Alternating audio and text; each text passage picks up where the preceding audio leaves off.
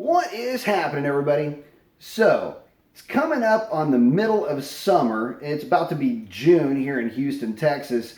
And I've got to tell you, that's about the most depressing time for any car guy if you're wanting to get a number out of your car on a drag strip, thinking about taking your car to a road course or autocross events. This is about the time where overheating starts to kick in, the cars are running like a dog, and it got me to wondering a little bit, well, I've done so much testing with different parts and I've been able to basically take advantage of some really good air. I think it's time, this summer for me to throw a set of drag radials on the car and try to get an absolute worst case scenario ET out of my car. And you always hear about these guys posting up their absolute best numbers that they've ever run. And yeah, it's impressive, but it's also very misleading. One of the things that I've been at least trying to do as best as I can is to give a full disclosure report on whatever my car has run. And what I mean by that is the weight of the car, the density, altitude, any mitigating factors like track conditions and things like that that have either helped or hurt the progress of the car as it's come so far. Basically, here's how it breaks down. When the car was stock, bone stock, on an all-season tire, I was running 1260s. I think I hit 1250 once in there somewhere. I have to go back and take a look. But the fact is that in really good air with a drag radial and a tune and no cats, the cars run a best of an 1158 with a book load of 1160 passes. And those DAs have ranged anywhere from minus 800 all the way up to, say, right around 800 feet above sea level. So what I'm actually going to try to do this summer is I'm going to try to find the absolute worst DA that I can find, put the car basically in the same condition that it was when it was running low 1160s and that one high 1150, and just see what the car runs in bad conditions. Because, for me, it's just as much fun to take the car down the drag strip if it is running what could be considered a bad number as it is when it's running good. And yeah, I know it's not quite as sexy and it doesn't generate any real banter when, you're only talking about, I don't know, maybe 3 or 4 tenths of a second off. But the reality is that when you see those numbers and they are in unrealistic conditions, it can give some guys, especially if you're not really big or, let's say you're new to the hobby or new to drag racing, it can kind of throw you off a little bit. And it can be discouraging to some folks, or folks that live in higher altitudes that don't get the benefit of running in great DAs. It's fun to, try to get to their condition level as well. And that way we can compare our cars in more real world like conditions. So that's one of the things that I'm looking to do to the car. A couple of other things have come up though. So I'm debating on doing the rear seat delete, basically to kill about 30 pounds out of the car. And it's not much, but let's be honest, I'm not really using the rear seat for anything. So if I'm not using it, might as well jettison that thing. So that's probably on the next list of things to do with the car. But aside from putting the drag radials back on the car, which, by the way, I'm not in any big hurry to do, running around on the stock all seasons is kind of fun.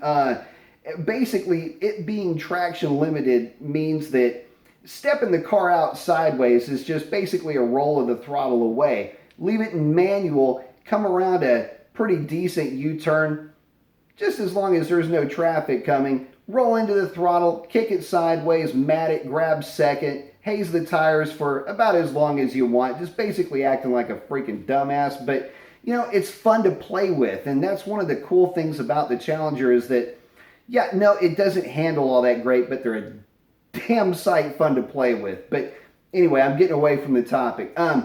So what I want to do is, kind of give you guys a heads up and an update on, where I'm planning on taking this car, at least for the next 6 months or so.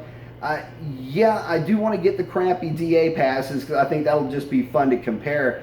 And but the other thing is, once I put that tire on, maybe do a rear seat delete somewhere down the line, I'm really debating on doing anything else to the car, mainly because there's just not a lot that's available right now that will allow me to really put a mod on the car and see any real decent return on an investment.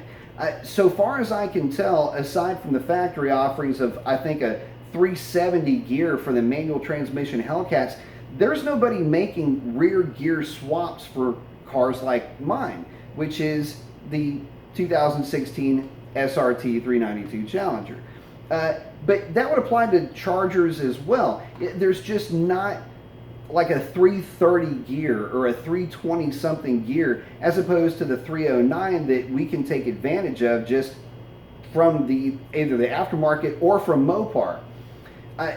Also, one of the things that's come up and I've been a bit vocal about is my car does not have long tube headers on it, and it still managed to run real consistent 1160s with very minor mods and with a very good tune from Pike's Performance. Well, I'm debating on going with long tubes, but so far as I can tell, because there's no real solid evidence, I mean, yeah, there's some anecdotal evidence that a set of long tubes might get you a tenth, maybe a tenth and a half in the quarter, and that might be in much better conditions than average too. I'm not so sure that that gain is going to be consistent across a broad range of conditions. So I'm a bit on the fence about doing long tubes, but the offer still stands. If anybody's got a set of 1 3/4 inch long tubes they want to send me for testing, I'd love to do it. I'm not really a big fan of the 1 7/8 inch headers on our cars, mainly because they just don't make enough power. There's not enough airflow, in my opinion, to warrant the 1 7/8, although many will argue that. But the reason why I would like to go with the 1 3/4, I think there's 1 or 2 manufacturers that are offering it, is because our cars come with a 1 3/4 inch shorty header from the factory. I think it would be a really cool comparison to take that 1 3/4 inch long tube, stack it up against the 1 3/4 inch shorty, and see where the chips fall. Might be a fairly enlightening result. Again, so far as I can see, yeah, about a tenth and a half for long tubes, but if you were to put them on a dyno, you might not notice too much of a difference. Mainly, long tubes pick up torque, but not a lot of horsepower.